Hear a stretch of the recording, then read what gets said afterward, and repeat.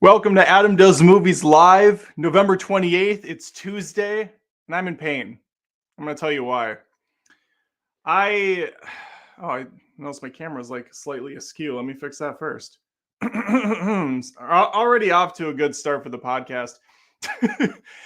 I recently made the jump into Invisalign, the invisible braces that grown men wear to try to straighten their disgusting teeth. You may not have noticed. It's pretty obvious to me, but I have really bad jagged teeth on the bottom. It's a nightmare, and now you will not unsee it now that I've pointed it out. I do my best to hide it, but it's rough. It's a rocky road down there. My teeth are actually in great shape, though. Very hard, strong, fierce alpha teeth. I just don't like how it looks. So I got the Invisalign, and it is absolutely miserable right now. I had to take them out. I can't talk with them on very well. I get saliva built up. I have the case right here. They're inside, so I really only have an hour stream at the most because I got to get these back in. You have to wear them for 22 hours a day, bare min. And I think we can cover this in an hour. I'm excited. I have put together a list of 25 Christmas holiday flicks that I think the whole family will enjoy, if not just you or just me, really, because this is my list. So it's not going to have a lot of your stock films in there. We all know the classics. There are some, don't get me wrong, there are some. I had to fill this list out. It turns out my roster is comprised of about 15 strong, hearty Christmas movies, and the rest are just kind of they're fluff and filler, but we put them in there for good representation. Housekeeping notes before I get started. Super chats always welcome on the live streams. It's how I make a bulk of the revenue on this channel. I put in a ton of work on this. I appreciate it. If you guys can throw that super chat my way to say thanks, or a super thanks if you're catching this after the live stream is done. You can do that right in the comments, or no, I'm sorry, right underneath the video. There's an icon somewhere. Other note, after this stream is done, I will be on Twitch at twitch.tv/AdamDoesMovies, playing probably a little Mario Maker 2. So that'll be fun. You can join me there afterwards. If you're watching on Twitch right now, that stream will end and another one will start up after this one. Just a forewarning. I posted 2 movie thingies today on the channel. A review for American Fiction. I saw a early screener at the Regal Monday Mystery Movie. I thought it was pretty solid, but it had a really bad ending that almost ruined all the goodwill built up. Not enough for me to hate it. I gave it a positive, a fresh score on Rotten Tomatoes, but it's not a movie I would recommend you run out and watch. It's definitely something you could stream at home and be like, oh yeah, this was fine. This had its heart in the right place. And then I put a roast out for The Hunger Games, a movie that I think is very, very fine, very serviceable to the book. Not great, not terrible. I like Catching Fire a lot. I think the later ones are a little better, but overall, it's a fine franchise. Nothing that I really need to go back and ever watch again. But it was really fun doing the roast, and it saddens me to see the low numbers on that video. Come on, people. Why aren't you watching these? I love the movie roasts. They're tons of fun for me to actually watch. I actually watch the movie roasts when I'm done editing them, and I have a good time. So if I'm liking them, I imagine other people are, but I don't see the numbers showing up, which is sad. It's very sad to me. So check out the roast if you want to. If not, then I'll just, I guess, start to get the message. All right, last update, another personal one, the pool. We got the neighbor putting in the pool. He's got 3 giant palm trees now. The rock slide is in. It's fucking Disney World next door. It's a complete shit show. Finally, though, he has the fence going up. The posts have been put in. This is apparently a 5-6 day process to get the fence going. My grass is all tore up in the back. Supposedly that's getting repaired. Whatever. At this point, I don't care. Just get it done. This has been several months in the making. I'm excited for it to finally come to a close. Okay, I am noticing that right out of the gates, shot out of a cannon, Master Sergeant with a Christmas wish come true, $50 super chat. I don't even know what to say. I'm paying off these goddamn Invisaligns just like that. Let's do this, Master Sergeant says. Christmas beats all. Lose the pain, wear those weird braces, take some Tylenol, and get to the movies. Well said, sir. Thank you very much. Kyle Nelson, for a $2 super chat, says, can we increase your pain for more money? I don't know. These things are really freaking tight. And I think it's because some of my top teeth are just kind of herky-jerky going different directions. So they're going to go in hard. They're going to try to get things started right away, the right way. Didn't sleep last night. If my energy level seems low, it's because it is. It's because it is. Okay, let's get going. Let's fire this up. Let's fire this bad boy up. And we're going to start with, I always have caveats. Every time I have caveats on these lists, the first one I want to point out, this is not in order. There's 25 movies on here. Herky-jerky all over the place. If I said herky-jerky twice already, that's crazy. I guess that's the phrase of the night. Herky-jerky. We're starting at It's a Wonderful Life. Second caveat I want to throw out. Like I said earlier, I have about 15 that I'm really gung-ho about. The rest of these are just kind of superficial wife picks. These are a representation of Lindsay. My wife, Lindsay, really loves It's a Wonderful Life. It came out in the 40s, black and white staple. There's probably a color-fied version of it. Get away from that crap. We want the OG B&W. We follow George Bailey. He's got an angel. He says some catchphrases. It's a whole magical thing. What I do really appreciate about It's a Wonderful Life, this is not my cup of tea, by the way. I'm not really an It's a Wonderful Life guy as far as the story goes, although it is very heartfelt. It's touching. I think it looks beautiful. This thing's shot in 1946. It looks gorgeous. Great framing. I love the snow when he's out on the bridge, ready to take his own life. And there's just some really good lighting, frame ups. It's a wonderful film for a lot of reasons. Not really one I go back and revisit, but I can appreciate the hell out of it. Next up on here, and we have several versions of Miracle on 34th Street. This is my wife's pick, 1994 one, with the girl from Matilda. And Kris Kringle's played by R.I.P. Richard Attenborough, Jurassic Park man himself. I've seen pieces of this movie a million times over the course of my life, but I've never sat down and watched this movie from front to back. It's a Lindsay staple. She puts it on every year at our house. I catch a little bit more. Macy's is prominently featured. I know that. There's a lot of Macy's conversation in this film. Yeah, Kris Kringle, though, he's just such a beloved guy, isn't he? He's a real chip off the old block. My wife loves this film. Last one for my wife, and then we get into stuff that I'm very familiar with. Listen, everybody knows A Christmas Story. I know A Christmas Story. It's just not one that I revisit like a lot of other families have. I don't think my kids have seen it. I know, bad parenting. I understand. I kind of was traumatized by this movie when I was a kid. because of the pole scene outside when Ralphie goes and gets the tongue stuck on the pole during school, during class. I mean, I had like nightmares for weeks because I lived in Minnesota at the time. I grew up there for, I lived there for 39 years of my life, of my wretched existence, and it gets cold as shit. And that could absolutely happen. You freeze that tongue to the pole, that's game over. Of course, Dumb and Dumber did this as well, but Ralph, that was more real because I was a little kid with him. I was his age.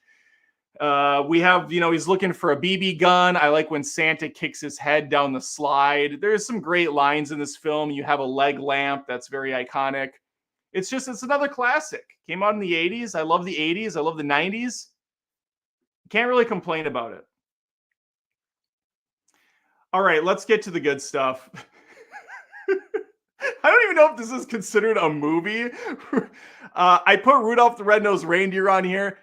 Here's the thing. This is a placeholder for several TV movies. So Rudolph goes in here, Frosty the Snowman, Charlie Brown Christmas, and How the Grinch Stole Christmas. Okay, we got 4 in here. 4 for the price of fun. Most of these I love because everyone in them is a complete asshole. Rudolph the Red-Nosed Reindeer is chock full of terrible individuals. The lead elf is a dick. He sounds like Lewis Black. Santa's kind of an ass. He's more interested in Rudolph after he finds out his special ability can help his dear reindeer fly through the night. Rudolph's dad's a prick. He tries to cover up his nose with mud. I love it. I love this movie. Everybody's terrible. Frosty the Snowman, arguably worse. He straight up kidnaps these children. They take a hat from a magician who's just trying to make ends meet, for all I know. The poor guy goes to the school. He's putting on a show. Is he struggling? Yeah, he's struggling. But you know what? You got a bunch of whiny, snot-nosed brats, heckling him from the crowd.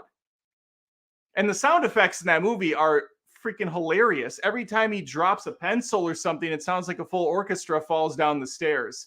Good stuff. Let's get past that. So these bratty kids take the guy's hat, his livelihood. He's going to be on the streets now turning tricks. They put it on a snowman, brings this asshole to life, and Frosty's like, hey, kids, why don't we get on the train and go to the North Pole? Oh, but what about my mom and dad? Don't worry about your mom and dad. Let's just get on the train, okay? Just get on the train. But my mom probably, parents suck. Who cares? Let's get on the train. Parents suck. And he just straight up takes this girl. Okay, Liam Neeson would not be thrilled with this Frosty. I love this movie. It's such a shit. These movies are so fun. Rudolph looks great still. I love the stop motion, claymation weirdness that's going on with it. It's a great time. 1964? Oh man, you gotta love it. You love to see it. Side note, little side note. I think these are on the channel somewhere. You can find my review of Frosty the Snowman. There's also a movie feud somewhere. Frosty the Snowman versus Rudolph the Red-Nosed Reindeer. Those are fun videos, I'm pretty sure. They're old, but they're pretty fun. Did I miss oh, let's go to the start. Super chat. That's how you find it easy. Kyle Nelson for $5. Thank you, Kyle. Can we get a list of overrated Christmas movies in the future? Mine is Scrooged. I just think it's too, I don't know that word, nihilistic. Yeah, I know that word, nihilistic. Yeah, I agree, Kyle. Honestly, I agree with you on Scrooged, and that's going to bother some people. But I saw that recently, as in last year. I finally watched Scrooged. I saw it when I was a kid. I don't really count it because I saw it bits and pieces, and I just didn't really care for it that much. It felt long. It felt kind of just. It was a weird movie for sure. Kyle, I kind of like that idea. Top 10 most overrated Christmas movies. I would put that on there. I'd probably throw a Nightmare on Elm Street. Not Nightmare on Elm Street, A Nightmare Before Christmas. Nightmare on Elm Street. That's an overrated Christmas film. I'd probably put a Nightmare on Elm. I'm going to say it again. The Nightmare Before Christmas. I'd put Love Actually on there. All right, I could think about this for a while. Thank you, Kyle, for completely derailing me. But yes, Scrooged is not on this list. Thought about putting it on here to be cool, but I didn't. You know what is cool, though? I have yet to find a single person on the history of planet Earth that doesn't fucking love National Lampoon's Christmas Vacation, pardon my French, but it needed to be sworn. This movie is freaking perfect. I love Christmas Vacation, salt of the earth, blue collar family coming together. You got a grandma with dementia who's packaging up her cat. You got a sketchy brother-in-law who's pumping sewage into the sewer right next to your house. They're going to be there for a while. He brought the camper in. They're going to be staying for a while. Uncle Eddie, he's not going anywhere. He's also going to abduct the boss of the company you work at because you didn't get your bonus check for your pool. I'm a big Chevy fan. Chevy from the 80s, early 90s is gold. I love his dry, sarcastic wit. He's perfect. He's got that butt chin that's really fun too. I like a good butt chin on a guy or a girl. It's just a good look for me. I think it's fun. You can put your finger there. You put a quarter there. Like it's a slot machine. What else? There's a lot of there's just so many great little moments in this film, from him putting a million lights on his house to constantly vandalizing the neighbors next door, one of which is Elaine from Seinfeld, Julia Louis-Dreyfus, gold in a little bit of time she has on camera. You got the mom from Everybody Loves Raymond in this. I love her. R.I.P. There's so many good scenes. Him falling off the ladder, him going down the hill on his sled. That's it's like titanium alloy. Obviously, you have the wink and the nod to Fast Times. A lot of stuff here. Great movie. Tons of quotable movies. Or quotable movies. You can tell I'm tired because I can't talk. Tons of quotable lines in this movie. Tons of quotable movies. Jeez, Adam. Figure your life out. Trading Places.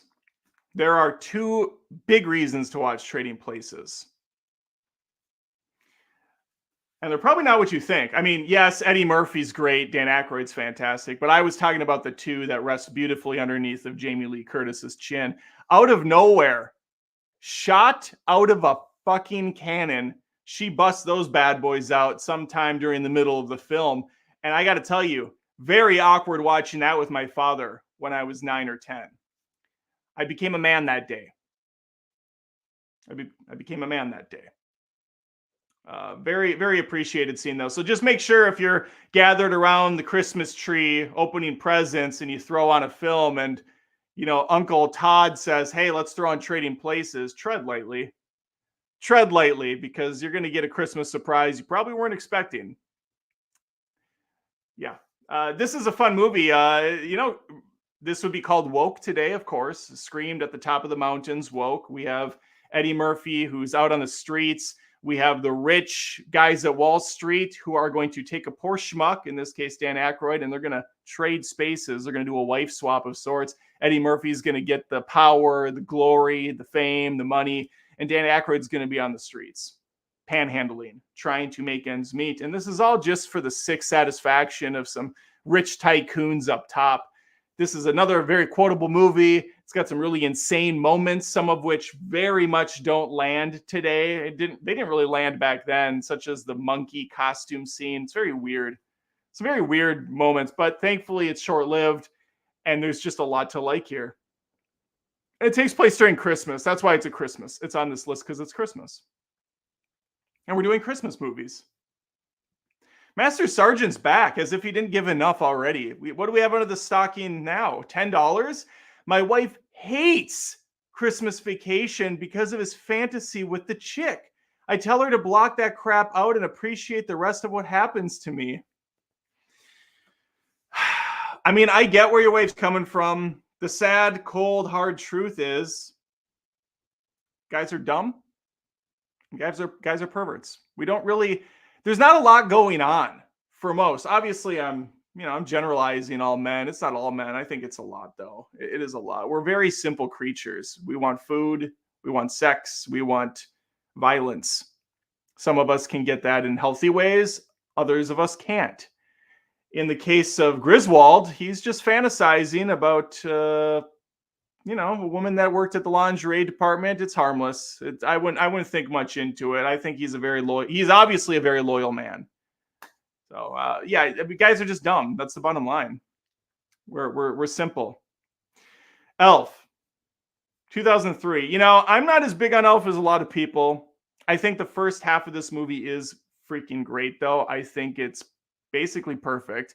Once the plot kind of starts kicking in more, that's when it starts to lose me. It loses a little bit of its pace, its speed. But Will Ferrell as a giant elf living in the real world amongst mortal men, it's beautiful. You really can't beat it. He wrestles the raccoon at one point. He's putting syrup all over everything. He's just so childish, so whimsical. There's two types of Will Ferrells that really worked for me. Actually, you know what? That's unfair to Will Ferrell. What am I talking about? Will Ferrell is actually very diverse with his acting. Not as diverse as Jim Carrey, but honestly, not much lower because he can do drama. He can do drama well. He has a sad face. He's got a funny face too. You can take it either way. He's done some great dark humor. My favorite is still Saturday Night Live, where he's sitting around the dinner table with Sarah Michelle Gellar, and I can't remember the other actress from SNL for the life of me. She's great though. It's not Catherine. No, it's not. Keep going. But they're just awkwardly banging their utensils against their plates eating, and every once in a while, Sarah Michelle Gellar's like, "I hate you," and he's like, "I drive a Prius," and he's just so angry and upset, but it still has that comical style to it. It's great. It's like a Cable Guy sort of character. What I was going to say is he really plays up the silly, wide-eyed, childish humor very well. And he also does the great over-the-top, Hank the Tank, old school stuff just as well. So there's many sides to Will Ferrell that work, and this is one of them that they play off very well. Jon Favreau directed, Iron Man director right here. Okay, let's keep going. Also, it's got Zooey Deschanel, by the way, in Elf, and I love Zooey Deschanel very, very much. New Girl's a great show. If you haven't watched New Girl, very solid. Pretty much through and through, from beginning to end. All right, the Santa Claus. This is a classic like no other. You got Tim Allen, who would go on to reprise the character a few more times in Santa Claus 2, The Escape Clause, and Santa Claus 3, Just Claus. And then you have the TV show that no one watched on Disney Plus. He's in that as well. And I know the third one's not called Just Claus. I just thought that was funny. Scott Kelvin. It's a weird name. It's kind of that name just feels so artificial. Scott Kelvin. He kills Santa, basically. Santa's up on his rooftop. He yells at him. Santa falls down and dies. And now Scott has to wear the suit. So over the course of the film, he's going to turn into Santa. He's going to get fat. He's going to get jolly. He's going to have a hard time with work. He's going to have a hard time with his ex-wife. It's a mess, but it's a mess that all works out very well in the end for everybody. Bernard is great in this. We got a lot of elf helpers that are fun. It's just, it's just one of those timeless classics from the 90s. This is the period of time in movies where everything just felt magical. Could have been the age, or it could have just been that Hollywood and cinema was really finding a great groove in the 80s and 90s, and they kind of still had it going into the early 2000s, and somewhere around the 2010, 2012 era, maybe that's not even fair. I think it was later than that. I'm trying to think when shit really started getting lame. 2000, I'm going to throw out an arbitrary number, 2019. That's it. 2019. That's when Hollywood died. That's when all the magic left the building. But we'll get it. We get it back sometimes. We still find them once in a while. Santa Claus is great. The sequels, I don't think I even watched the third one. The second one, he's got like a Hitler Santa Claus robot. That's pretty fun. I'm going to tell you a plot point, and please correct me if I'm wrong in a super chat if you want, or don't. That's fine. Okay, so we establish in Santa Claus 2, I'm going deep into the lore here in Santa Claus. We establish in Santa Claus 2 that Santa, jolly old Saint Nick, needs a wife. He needs a Mrs. Claus. So he's got to find love in all the right places. My question is, what the hell happened to the last Mrs. Claus? She died of old age? before Santa croaked in the first movie? Or was she still at the North Pole waiting for her husband to return and they just kick her ass out? like, like, Tiffany, yeah, Santa died, so we're gonna need you to get out. Tiffany's like, well, huh, what are you talking about? The elves have her bags, they're like dropping them off at the front door. Yeah, we're gonna need you to leave, Tiffany. And Tiff's like, I'm 75. I haven't had a real job in over 40 years. What am I supposed to do? Not really our problem, Tiff. And then it turns into like a sad scene from Shawshank Redemption where she goes to a boarding house and writes Tiffany was here on the beam and hangs herself. Oh, sometimes I entertain myself too much. Yeah, that's what happened. That's what happened in my head canon. All right, next on the list, you're a mean one, Mr. Grinch. This is The Grinch by Illumination. I know, calm down. I know. It's Illumination. They're hacks. They suck. You know what? I'm a hack. I suck. I like a lot of Illumination crap. It's McDonald's fries for me. McDonald's fries for me. That's Illumination. I of course love the original. How the Grinch stole Christmas. I love the baritone voice. I love the style of it. This is just more of a movie. That's a short. That's an aside. We have a full film here. And don't give me the Jim Carrey shit. It's one of the few Jim Carrey movies I just don't really like. Ron Howard, I don't know what his direction is in that film. Things are shot with a fisheye lens once in a while. I'm just not a fan of most of that. I appreciate the costume design on the Grinch.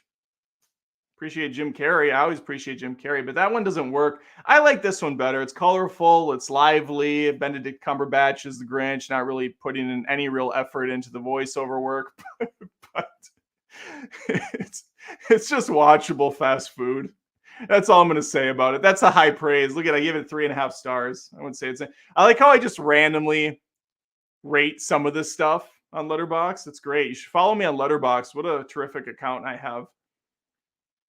Let's get unconventional pick for the holidays. Joe Dante's Gremlins, 1984. What can be said that hasn't been said already? Killer soundtrack, takes place at Christmas. We have Mogwai terrorizing the damn town. It is all sorts of great. Oh, speaking of Fast Times, Phoebe's in this one. Looking good as always. I just, isn't Howie Mandel the voice? Am I losing my mind? Oh yeah, Corey Feldman. How do I always forget Corey's in this? I swear Howie Mandel did the voice of Gizmo. Maybe I'm wrong. He doesn't. I don't see him on the cast credits.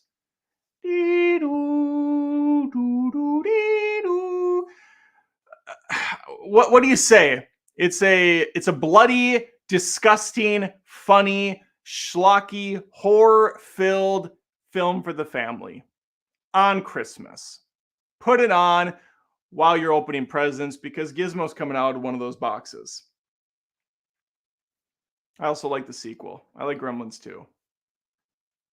The new batch. Let's get Violent Night 2022. David Harbour as Santa Claus in a John Wick-esque, no holds bars, killing flick, rated R, candy canes going through eyes, bowling balls going through legs. My favorite scene in the movie is a Home Alone tribute where a kid sets up a series of booby traps, but unlike Home Alone, where they're comical pratfalls, these are like deadly, gross, disgusting traps, and it's awesome. This movie's great. You got John Leguizamo as the villain. David Harbour's kicking ass as Santa, an alcoholic on his last leg Santa who's kind of lost faith in people and in the holiday and the magic, but this little girl brings it all back for him. And he's going to be stuck with this miserable family trying to help them survive, even though most of them don't deserve to. It's a good time. I wasn't expecting much from it, honestly, and I was pleasantly surprised. We have a super chat from Big Kahuna for $2. Thank you, Big Kahuna. Deck the Halls, one of our more recent favorites. Okay, so Big Kahuna is throwing Deck the Halls in there. That is not on my list, so I appreciate the shout out, Big Kahuna. This is a movie that should honestly be on everybody's list, and I think a lot of people haven't seen it. Kind of flew under the radar when it came out, but it is a damn good family flick. It's not a family flick. This is a movie for your cynical, bitter adult to watch. I think this movie is great. My kids are finally old enough where they will appreciate it. Maybe not Connor, he's 11, but my daughter is 14 and she'll definitely appreciate the humor in this. It's very dry. It's very over the top at times. You got Kevin Spacey, you got Kevin Spacey. Sorry, I'm looking at the list here. Oh, Judy Davis. Yeah, I'm like John. What? There's no John. Dennis Leary is the main protagonist from. He had a TV show for many years that I never watched one episode of, where he was a firefighter. Not really sure what it was. I can't remember the name. Rescue Me. He was in that. I like him from Demolition Man, and he was also a great stand-up comedian for many years. But Leary is in his element here, fast talking, insulting, just being an all-around awesome villain. Because the movie starts out on Christmas Eve. He steals some jewelry, and he needs to find a place to hide out. Unfortunately for him, the only place around is the home owned by Kevin Spacey and Judy Davis. And this couple is on the brink of a divorce. And so he has to sit there and pretend to be their counselor while their family comes over for a Christmas dinner. It is so freaking funny. And it might be a little weird to watch Spacey because he's had some trouble. But just look away from that. Just shut that off, because most of these people are weird as crap anyways. So let's just take him as the character and nothing else. But really, you go for Dennis Leary. He is just perfect in this. A great example of some of the silly wit. He's walking around and he sees a manger and a nativity, and he sees little baby Jesus, and he picks it up and he thinks it's a candy. So he takes a bite and he looks at it. Jesus. And then he sets it down. I like that. The simpleness of that. The execution is what makes it work so well. Or they're running up the stairs and Judy Davis is like ranting and raving about her friends and how they had drama. And Dennis Leary turns to her and he's like, "What are we, girlfriends here? What, do we had a fucking sleepover? I don't give a shit about this." Awesome. Lots of that throughout the movie. Highly recommend you watch The Ref. You will not be disappointed. I promise you.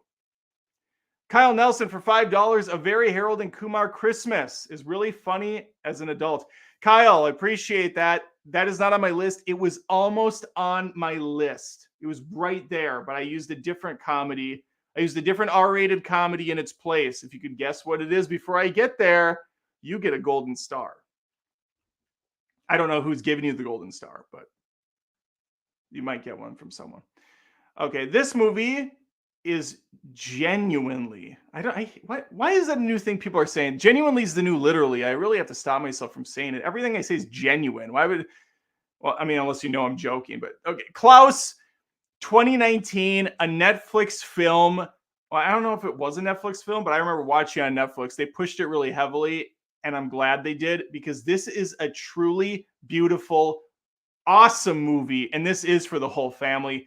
If you have not seen Klaus, go in blind like I did. I was told from several family members, I believe Bubba was one of them who's moderating in here, I love Bubba, that I need to watch Klaus. And after a couple of years of annoying family members saying, "Adam, you gotta watch Klaus," I said, "Fine, I'll watch it, shut up. And who are you, stranger?" And my whole family loved it. I was tearing a couple times through it. There was tears shed. It's a lovely movie. I'm not going to say anything about it other than go in with, go in as blind as possible. Try not to watch a trailer or read a synopsis like I did, and I think you'll be pretty impressed. And it is a slow burn, I will say that. It does take a while to get into the movie and figure out the characters and what's going on. But once you do, you're going to watch it. You're going to watch it again. Let's get we got a super chat before I bring up Harry Potter. Oh, there's Bubba for $1.99. Klaus is my favorite. He put Kraus, but I know what he meant. Thank you, Bubba. I appreciate that. I was pretty confident you were the one that recommended it, one of several people that recommended it. Listen, Harry Potter and the Philosopher's Stone or the Sorcerer's Stone, depending on where you live, who you are, where you're from, what you want to say. This is a movie that I think upon release, I don't know if it was used as a Christmas movie. I think it kind of snuck its way in there on ABC Family one time. And they're like, yeah, we got another one here.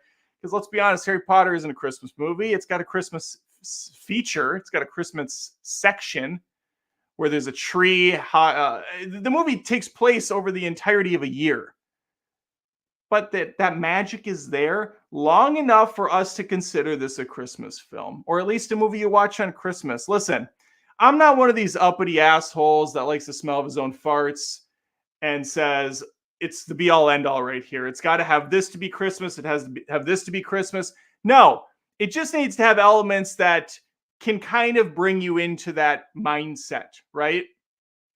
Oh, there's snow? Christmas. Snowman? Chalk it up to Christmas. A loving family doing very nice deeds for each other. Yeah, sure, Christmas. Throw it in. I'm cool. I'm lax. I'm chill. So yeah, Harry Potter's gonna go on here because if I had it my way, Harry Potter would go on pretty much every list I ever come up with. Harry Potter, HP. I sometimes call it HP for short. It's on here. I don't need to talk about this movie. Everybody knows Harry Potter. If you don't like Harry Potter, you don't like it. That's fine. I'm a Potter guy. I got a castle in the background. I got several Harry Potter things. Look, I got a giant Hermione and Harry Lego thing. You can't see it because it's blocked on the camera. Just know it's there. You can see it when I go full screen sometime. Just know it's there. Kyle Nelson for $2. He's back in Reindeer Games and Kiss Kiss Bang Bang. Reindeer Games, I believe, is Ben Affleck. Kiss Kiss Bang Bang, I believe. Actually, that's not Travolta, is it? No. No, Kiss Kiss Bang Bang, is that the Andrew Garfield film? Kiss. I can't type. Kiss Kiss Bang Bang. Is that the Andrew Garfield movie? Or is that the or was I right the first time? Who's in this? Oh, Val Kilmer. I was way off. Robert Downey Jr. and Val Kilmer. I haven't seen this movie, obviously. Kyle Nelson, thank you. I have seen Reindeer Games. That was a decent action film. What was I thinking? Oh, Tick Tick Boom was the Andrew Garfield movie. I have no idea where the Travolta came from. That's troubling. The Muppet Christmas Carol, 1992 is on my list. The Muppets have had a hard run lately. Not a lot of Muppet love going on. Once in a while, Disney, who owns them, tries to come up with some way of bringing them back. They did that Haunted Mansion one. That wasn't good. Years ago, seems like a long time ago now, they had that failed TV show that maybe one person remembers, where they tried to make an Office-style comedy where Muppets worked alongside real characters. I think this could have worked. It sounded hilarious.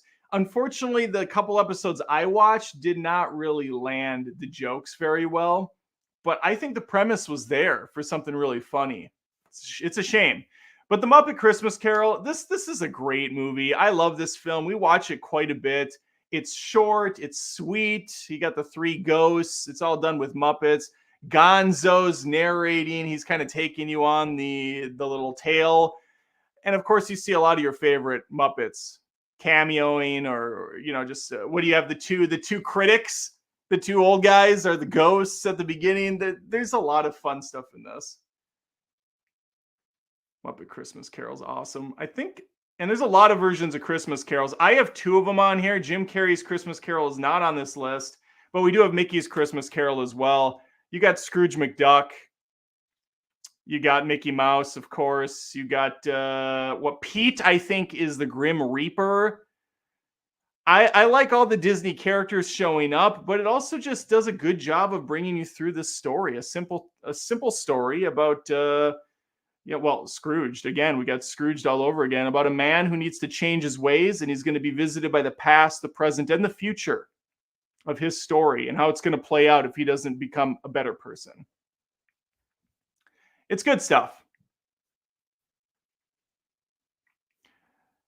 Dun, dun, dun, dun, dun, dun. Skiddly dee dee fleety dee. Speaking of Harry Potter, Chris Columbus, same director, did Home Alone. Chris Columbus was a freaking genius back in the day. And then he did Percy Jackson, which kind of not great in my opinion, but the new Disney Plus show looks like shit. So maybe in comparison, Columbus is once again going to look like a god amongst mortals. Home Alone, 1990. Everybody knows this movie. If you don't know Home Alone, I don't know where you've been. Kevin McAllister, he's home by himself. Bad guys going to try to break into the house. Kevin's going to come up with a bunch of mousetrap style contraptions. They're going to beat the shit out of these guys. It's freaking hilarious. Daniel Stern, Joe Pesci, breaking out of his serious mobster style of roles like Casino and My Cousin Vinny. And he's going to play straight comedy and knock it out of the park. Pesci is freaking hilarious in this. I mean, so is Daniel Stern, but Daniel Stern was always kind of that guy, you know, bushwhacked and Celtic Pride, if I could pull that out of my ass. Anybody remember Celtic Pride? He was also in the City Slickers movies. I'm surprised they never completed the City Slickers trilogy, by the way. Feels like something that should have been done about 3 decades back, and I feel like they're going to do it at some point. It's going to be a Disney Plus movie. Just depressing.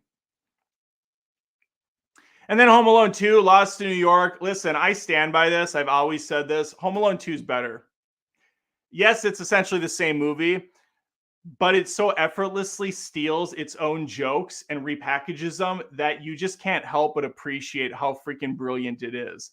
They are unapologetically taking all the stuff that works and just magnifying it. It's honestly genius.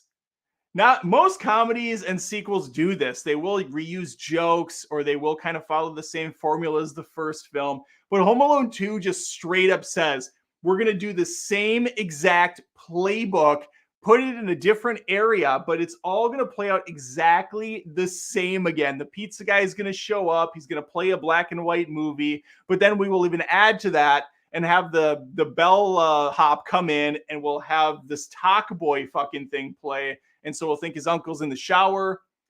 They'll have the final fight with the bad guys again, but it's way more magnified. I still remember seeing this in theaters. I've said this before, but it's one of my greatest moments with my father, RIP. I went with my dad, my mom, and my brother. Sister wasn't born yet. What year is this? 1992? Yeah, she's not born yet. And we saw this movie, a packed theater.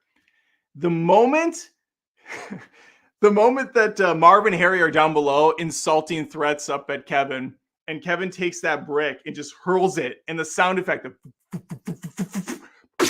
and it hits Marv in the fucking face, and Harry's like, "Is that the best you got, kid?" And he just does it again. My dad is laughing louder than anything possibly imaginable. Normally I'd be embarrassed, but I don't know, something about watching other people have joy. It's infectious. It rubs off on you. And so I wasn't embarrassed. I was actually laughing and even more excited for him for loving this movie. He's not young watching this. He's like me now. And so, yeah, it's a great memory. I love Home Alone 2 from beginning to end. I've seen this movie probably more than any other movie, honestly, because I don't even watch this just at Christmas. This is a movie that just randomly comes on year round. Oh,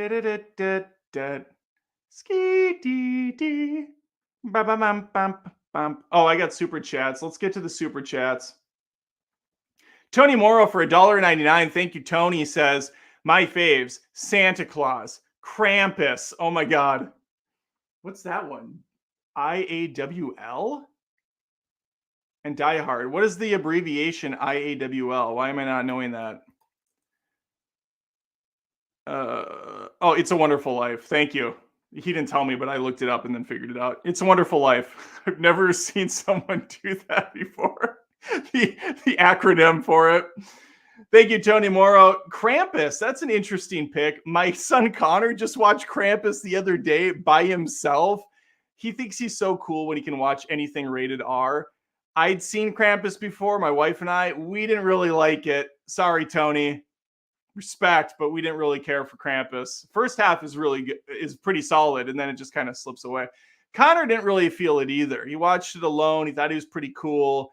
But yeah, he found himself slipping away as the movie progressed. I will say he does keep bringing it up. So maybe part of him does like the movie. I don't know. I don't know, Tony. Thank you, though. Mickey, my friend. Mickey C's back for a $5 super chat. Top 5 he's going to give us. Grinch 2000. Wait, Grinch 2000. Is that the Jim Carrey one? Grinch 2000. That's got to be Jim Carrey, right? Yeah, How the Grinch Stole Christmas. Okay. Christmas Vacation. Beautiful. Jingle All the Way. All right. Home Alone 2. I like what you're throwing down. The Santa Claus 2. He throws the sequel in the mix, probably for Nazi Santa. I get it. He is funny. They've got the laughs. They got the heart. Love them. Mickey's in.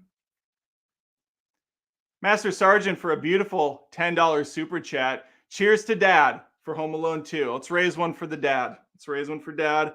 I have outlived him officially. He was 39. I'm now 41.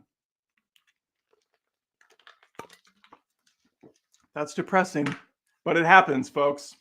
It happens. It's been a long time. High school was a long time ago. Thank you, Master Sergeant. I appreciate that.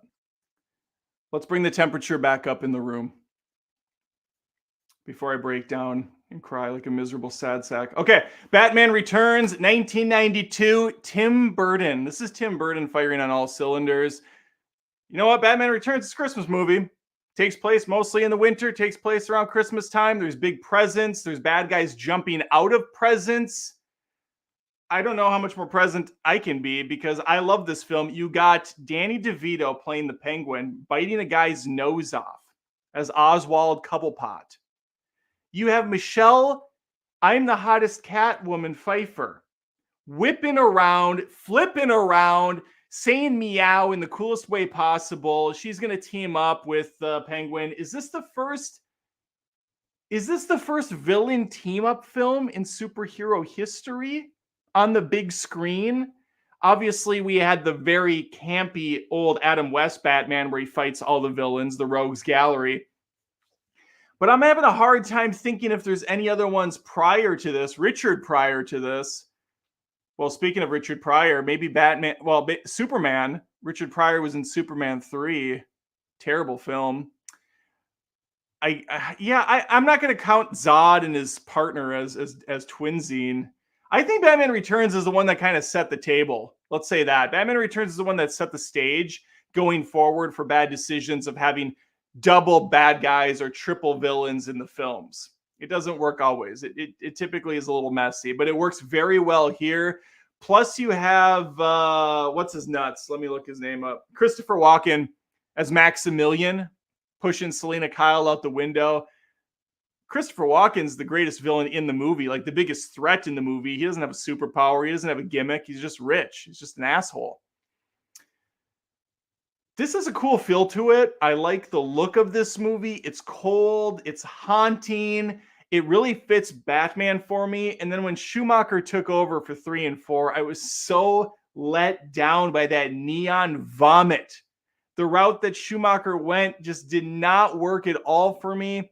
But that's the cool part about Batman is he really can work in a lot of different ways for a lot of different people. We've seen so many iterations now, even on the big screen, from The Batman to The Dark Knight to the Tim Burton films, and they all have a totally different feel. You could even throw Joker in there, and that's different.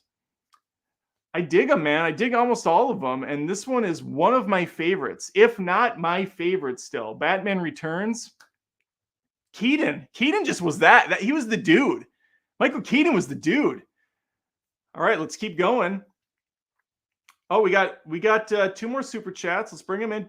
Perm for $20, shot out of a fucking cannon. Merry Christmas, brother. My little girls ask for the Cumberbatch Grinch all year round, and I don't get sick of it. There you go. All right. Okay. All right. We got a Grinch stand over here. The Home Alones should be top 2. Yeah. I agree about the second one, and Tim Curry is a national treasure. Tim Curry is so good. My brother and I so many things my brother and I would quote. We would always go, whenever you quote something, you take it a little bit more over the top. I actually put out a video months back. I don't know what it was. I think it was a live stream. Maybe it was a podcast. Some of my favorite lines to quote from films. Some are popular. A lot of them I think are pretty obscure, abstract. But one of them that my brother and I used to do all the time is from Tim Curry in Home Alone 2. And it's when he's talking to Kevin, he says, "Your limo's arrived." And he goes, "With a complimentary cheese pizza." I don't know. I think it's hilarious just how he says it, with the cheese pizza. Oh, good stuff. That movie's so quotable, though. What kind of idiots do you have working here? The finest in New York. Oh, man. Thank you, Perm. I appreciate that. Troy McClure for $5. Thank you, Troy. Sorry to make a joke of it, but saying he was 39, I'm 41, while tipping a Just Do It cup gives me some ominous Christmas horror vibes. Sorry. Sorry you couldn't be around, Father. And then I take a drink out of this freaking giant jug.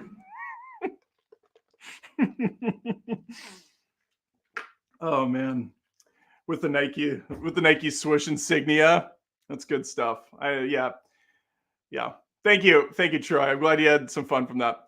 Four Christmases, a family fave, painful but fun, from Big Kahuna. Big Kahuna, 2 films recommended that are not on my list, but should be probably. Four Christmases, my mom has been begging me to watch it for 4 Christmases now. She thinks the movie's hilarious. My mom's taste in film, I mean, I can't even say it's bad, because my mom doesn't watch a lot of movies. She'll claim she does, but she doesn't really watch movies.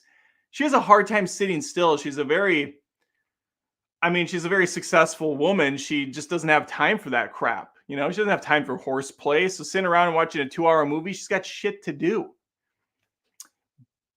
So when she recommends a movie, it's kind of like, well, I mean, how many movies have you seen, Mom? You saw like maybe one movie in its entirety in the last 2 years. I don't know if I can stand by that, But yeah, I've heard good things about Four Christmases. Thank you, Big Kahuna. $5, Mickey, my friend. I'll defend Home Alone 2 as superior until I die. The physical torture of Harry makes me wet myself like a little girl, even after 25 years. We were just watching Home Alone 2. And by we, I should say, we were playing Monopoly. The wife and the 2 children and myself. We can somehow manage to play Monopoly without killing each other, which is a win-win. And in the background, we had some Christmas movies going. Home Alone 2 came on, and it's one of my favorite scenes out of 1,000 favorite scenes in that movie. And it's when Harry and Marv are climbing the rope, and they're so casually discussing what's going on with this rope. Marv goes, oh no, is it Harry? I can't remember which one, but he starts sniffing and he goes, "What's that smell?" And Marv goes, "It's kerosene. The rope's soaked in it." And then Harry Marv kind of thinks it over. Why would anyone want to soak a rope in kerosene? And then you just see Kevin light the match. Merry Christmas. It's so good. It's so good. I love that movie. Another Christmas in the Trenches is my favorite line from it. Then he chucks a cedar brick through the window. Why would anyone want to soak a rope in kerosene? Match, light. Okay, Bad Santa. This is the one that took the place of Harold and Kumar. I'm gonna be frank with you. You can be Steven for this scenario. I've only seen Bad Santa once. I remember laughing quite a bit, but then never mustering up the time to watch it again, because it is a very raunchy, R-rated Christmas affair that only I can watch, and I have a family, and I don't find myself ever thinking like, "Ooh, I have a hankering for Bad Santa," when I have spare moments to myself. That said, Bad Santa's really funny. I know they made a sequel. I did not see the sequel. I only needed this one. You got Bernie Mac in here. You have my girl from Gilmore Girls. One of the Gilmore Girls is in this, not Rory, but Lorelai Gilmore. My wife has watched Gilmore Girls 1,000 times through. I'm not even I don't even think I'm being over the top. I'm pretty sure she's watched them 1,000 times. It's ridiculous. So I've seen Gilmore Girls a lot. And you know what? I appreciate it. I like the Gilmore Girls. I think they're good shit. Billy Bob Thornton, of course, is the lead character here. Just a complete loser, low-life character who's who's going to take up a mall gig as a Santa Claus. He's going to insult children. He's going to bang Lorelai in the dressing room. It's an all-around win.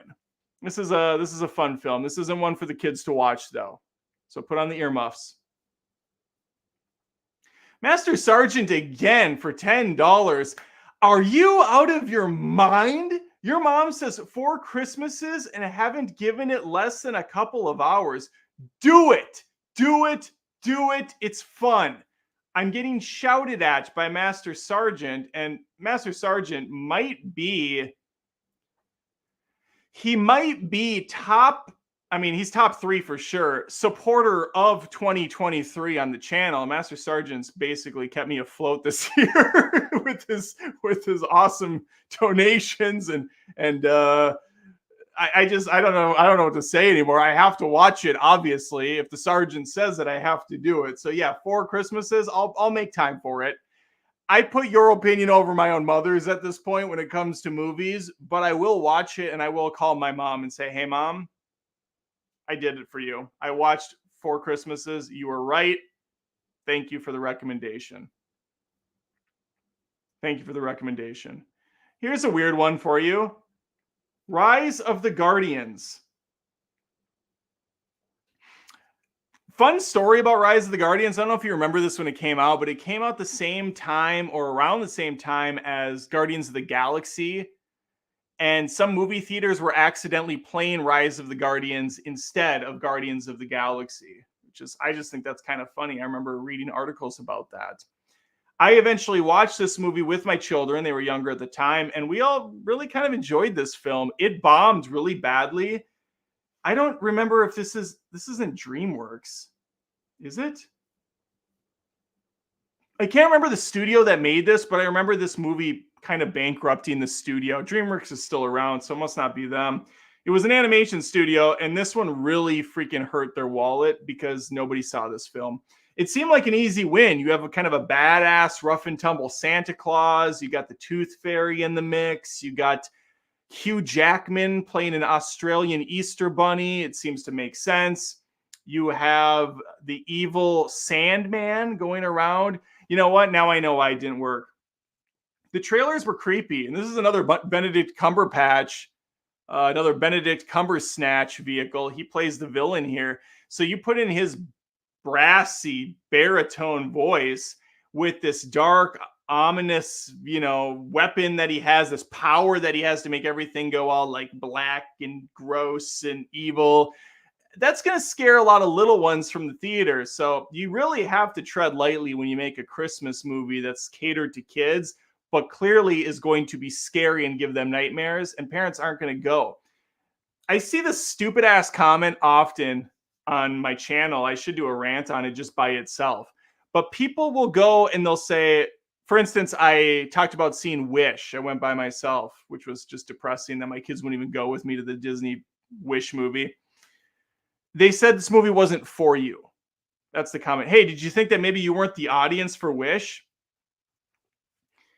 Now, you can make that argument for certain movies for sure. But when it comes to Disney family films or any family films, you have to understand that kids can't drive themselves to the movies. Young kids can't go see a movie by themselves. They require a chaperone. They require a parent to go sit there and watch for an hour and a half or 2 hours.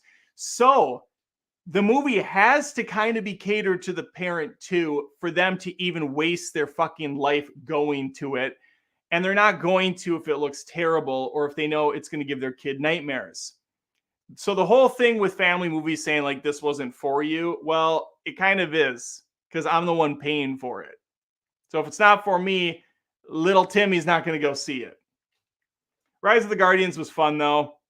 Not amazing by any means, but if you're looking for an animated flick to throw on with the kids, if they're a little older, maybe 8 and up, they should be fine. It's not too scary. Couple parts maybe, but overall it's a fun ride with some good action and some good heart. And Jack Frost is the lead character. There's not a lot of movies about Jack Frost. We got one more super chat. Is this Master Sergeant again? My God, man. Thank you. $5 super chat from Master Sergeant, yes, dude, watch it and give your fantastic mom the credit. All moms deserve the credit. Respect. I do have an awesome mom too, so I will do that. Frozen is on the list. How can we have a Christmas list without Frozen? I feel like this movie goes criminally underrepresented at Christmas time. Come on. Just because they don't explicitly say, oh, it's the holidays, it's Christmas. We have a freaking princess with ice powers, making ice castles, building a snowman. It's a Christmas movie.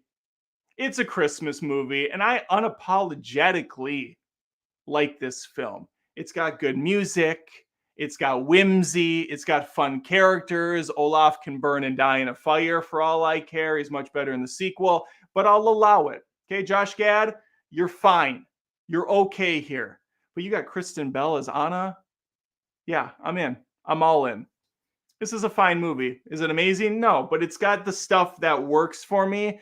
And this is a playbook Disney's going to run with for the next several films, like Encanto, Moana, and this horrible Wish movie. And they run it into the ground. But this is the one that I think really took the Tangled playbook, went a little bit further with it, even though Tangled's the better movie. This is the more popular one. It has the bigger songs. It's got the bigger spectacle. It's a Christmas movie. We watch it at Christmas time. We're almost to the end, I think. And this is a banger. This is going to be one. This is a deep cut for some people. The Long Kiss Goodnight. This is a Gina Davis vehicle. This is a Rennie Harlin film. You may know Rennie Harlin from Die Hard 2, which also takes place at Christmas. Not on my list, believe it or not. I don't have Die Hard 2 on here. Die Hard 2 is one of the weaker installments for me, and I still love it, but it's one of the weaker ones for me. That's the Home Alone thing again, but taken to a not quite the degree I want it. Kind of wash, rinse, repeat in the worst ways. It did things worse than the first one. If you're going to copy the playbook, if you're going to do the same thing again, you have to actually do better the second time. This, we got a movie here. Samantha Cain, stay-at-home wife, has it all: the picket fence, the beautiful family, the cooking, the cleaning, the secret identity as an agent named Charlie, who's entangled in some crazy game of Russian roulette with a bunch of secret spies who are out for blood trying to kill her. But she's undercover and doesn't even realize she's undercover because she has amnesia. It's one of those old chestnuts. This movie features Gina Davis snapping the neck of a deer, which is epic. It's got a scene of Samuel L. Jackson jumping out of a fucking window while Gina shoots the ice so they can break through it. I'm not sure if that would work, but she loosened it up, I guess, enough so that the impact wasn't so hard. Hello? What is going on? Hello? Hello? Okay, wow. My wife just comes in the other room, knocks on the door, then leaves. She's on the phone just to completely screw with me. What an amazing time to be alive. Oh, throws me off every time. Okay, I don't know. If you haven't seen Long Kiss Goodnight, go see it. It's got practical, awesome action effects. It's got massive explosions. It's got Gina Davis wielding an Uzi. I got nothing but good things to say about it. Plus, she's a smoke show in it. Love the blonde hair. Love the redheaded look she has at the beginning. And Samuel L. Jackson's always awesome. He's always a good time.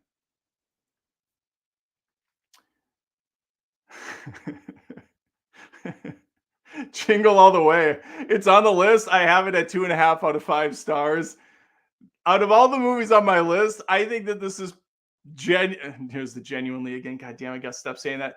Out of all the movies on this list, Jingle All the Way is probably a bad movie. I mean, it is a bad movie, but it's the kind of bad movie I can get behind. Arnold Schwarzenegger has to get a Turbo Man for his son before Christmas, but they're sold out everywhere. This is going to take him into the trenches of Black Friday, where he's going to have to fight moms in the store for the last remaining doll. He's going to have to go up against an arch rival, Sinbad plays, who's a post office worker. At one point, he blows up a bunch of cops. They get a present and the whole floor blows up and then they're fine again. This is such a bizarre movie that goes from somewhat plausible and real to absolute Wile E. Coyote Looney Tunes nonsense, just shenanigans up the wall. And in the final act, Arnold's strapped to a jetpack and he's flying around the city in what I imagine is just the ugliest looking green screen imaginable. But yet, I still think this movie's fun in a schlocky way. And I dig it. It moves quick and it's got plenty of memorable moments. And I just like Arnold I like Arnold as a comedian. I think he's actually funny. I've heard him do interviews. He's very charming. He's very quick-witted. And I don't think he got enough credit. Even though he was in Twins and Junior, which no one saw. He tried doing the comedy route, but I think he could have gone even further with it. I wouldn't be surprised, and I would love to see this if later years Arnold really does get more into comedy in films. If he can find that one movie that makes him branch out. You know, Tommy Lee Jones tried it for a while with Man of the House and a couple of other films. We've had some other kind of mobster, gangster type actors who've done this as well. What's his name? Well, Jack Nicholson's done this, of course. What is his name, though? Robert De Niro. Robert De Niro did this for a while with Meet the Fockers, and he had kind of a string of comedy roles. I'd love Arnold to get into that. I think he can knock it out of the park. And then last one, of course, the definitive Christmas film. We all expected it. Die Hard. The ultimate Christmas movie. John McClane saving a bunch of people from Nakatomi Plaza as terrorists take over the building that aren't actually terrorists. They're just glorified bank robbers. John McClane, listen, he's an everyman. He's a cop. He works the streets, and he's going to be thrust into an unwinnable situation that he manages to shoot his way out of. Hans Gruber, Alan Rickman, one of the greatest movie villains, full stop. His performance here is unlike anything ever, and probably unlike anything we'll ever see again. I can't even explain it. There's a reason why Fox execs wanted Alan Rickman fired every step of the way. This whole movie is a fucking miracle that it got made. Both of these actors, one of them completely untested, Alan Rickman, is playing this very different type of villain. And then you have Bruce Willis, who was in a recent bomb of a movie or a TV, and he was in a TV show. So he just really had nothing in the action realm. And yet this all came together so good from John McTiernan. I've seen this movie freaking million times. Ho, ho, ho. Now I've got a machine gun. You have the Twinkie cop, Carl Winslow from Family Matters, driving up, talking to John on the phone while he's picking glass out of his feet. He's jumping off the side of a skyscraper. You have the FBI agents showing up who are total dipshits. This whole movie is perfect. The comedy hits. The action hits. The effects still hold up. The music is iconic as crap. The script is tight. I love this film. There's nothing else to say. Yippee-ki-yay,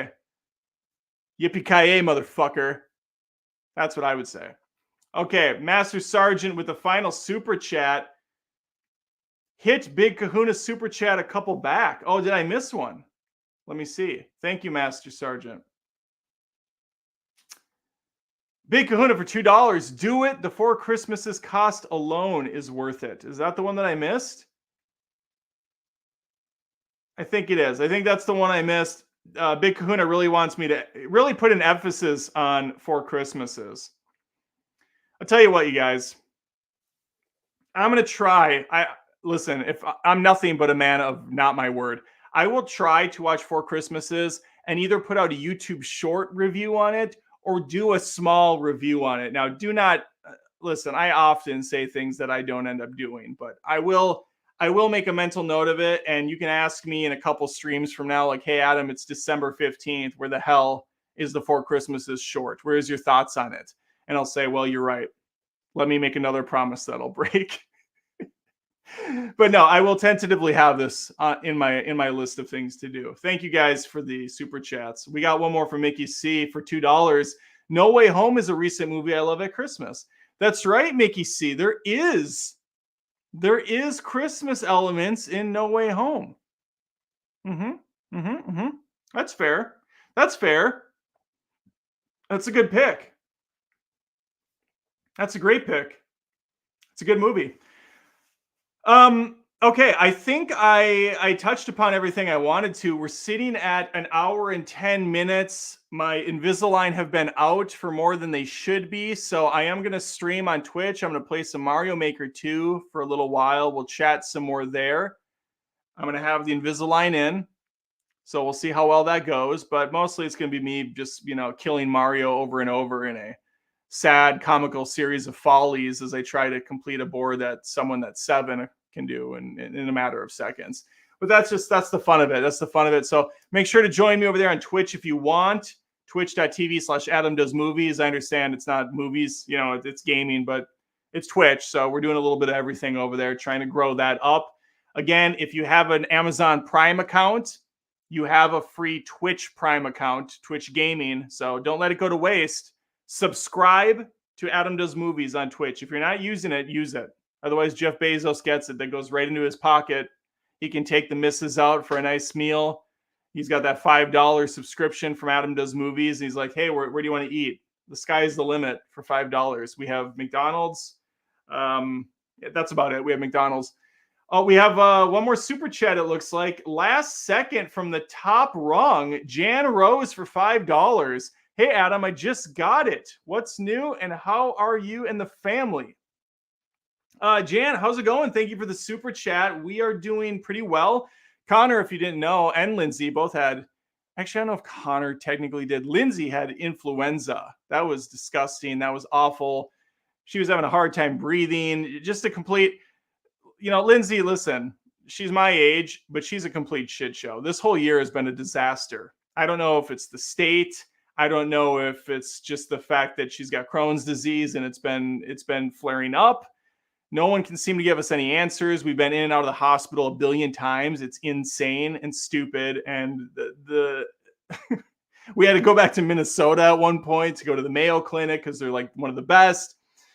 Yeah, we still didn't get everything we needed to for answers, but I'm hopeful that the worst is behind us. She's done with influenza. She's back to, I'd say, full health. And hopefully everything stays good. I mean, obviously she's well enough to knock on the door, have nothing to say, and just completely break my flow. So yeah. Oh, is this her again? Hello? Can you stop knocking on the door and interrupting me? Or I'll inject you with influenza again. I'm talking to Jan Rose.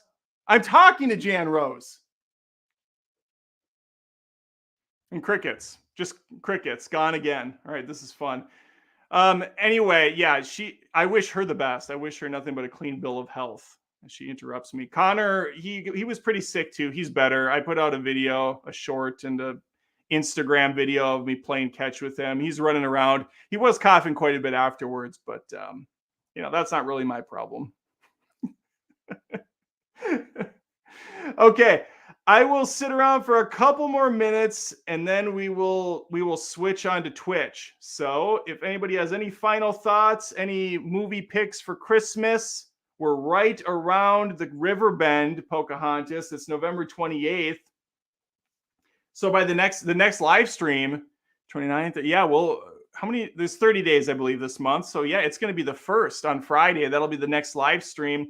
I am going to see Godzilla tomorrow. There's a special showing. I will see that.